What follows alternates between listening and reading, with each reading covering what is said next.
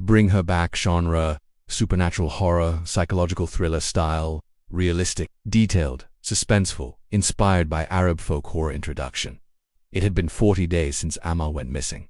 No one knew how.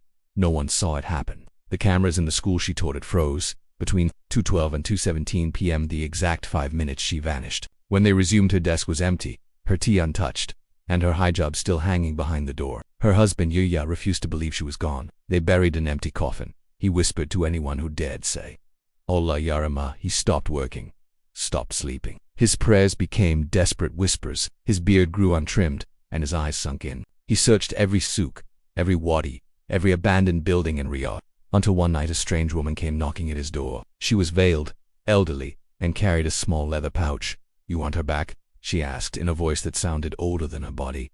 Yuya stood still. She's not dead, the woman said, but you'll need to go where no one dares go, and you must bring her back before the Fojr call, or lose her forever. He invited her in.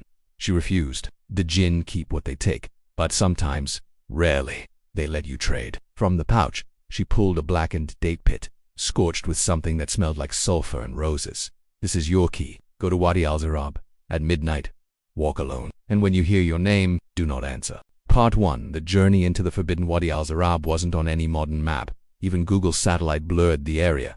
Yuya had only heard whispers, old tales of a place where voices echo in reverse, where fire appears but gives no heat. He arrived just before midnight. The desert was silent, no wind, no stars. As instructed, he dug a small hole and planted the scorched pit into the sand. Exactly as the clock struck 12, the ground shuddered. A crack opened in the earth, like the mouth of something ancient. He climbed down. The tunnel beneath was not made by men. The walls pulsed, damp and warm. The air smelled of oud, copper, and something sickly sweet. He walked for what felt like hours. Time didn't feel real there. Then he saw her Amel sitting on the ground, eyes open, unmoving. Her lips trembled, but her body was still. Yuya ran to her, but something was wrong. Her shadow didn't move with her. It stood still, staring at him. You came, she whispered. Her voice cracked like dry leaves. You weren't supposed to. Behind her, dozens of figures stood in silence, men, women, children, all staring, eyeless mouths sewn shut. Some wore abayas, some jeans, some military uniforms, all soulless. You have to leave, Amal pleaded. They let me speak because they knew you'd come. Yuya stepped forward. I'm taking you back. I don't care what they want. A deep, guttural voice rose from behind the crowd. Then you must leave something behind. It didn't come from a throat. It came from the walls, the floor, the very sand beneath his feet. Part 2.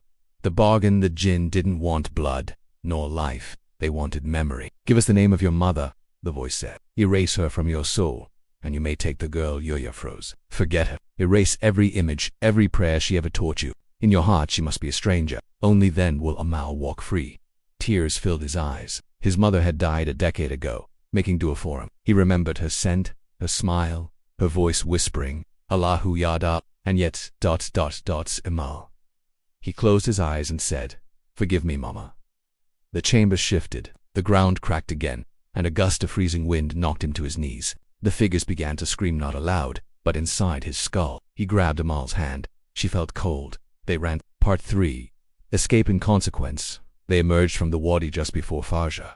The sky was purple and bruised. Amal collapsed in his arms. Her breathing was shallow, but real.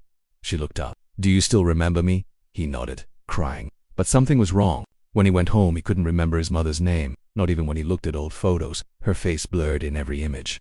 Her voice was gone from his memories. Amal had changed. She no longer prayed, no longer cried. Her laughter was hollow, like it echoed from a deep well.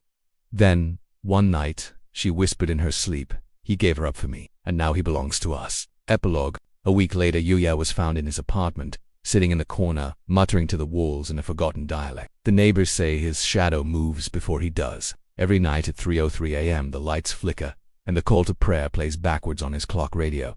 And Amal, she smiles, but never blinks.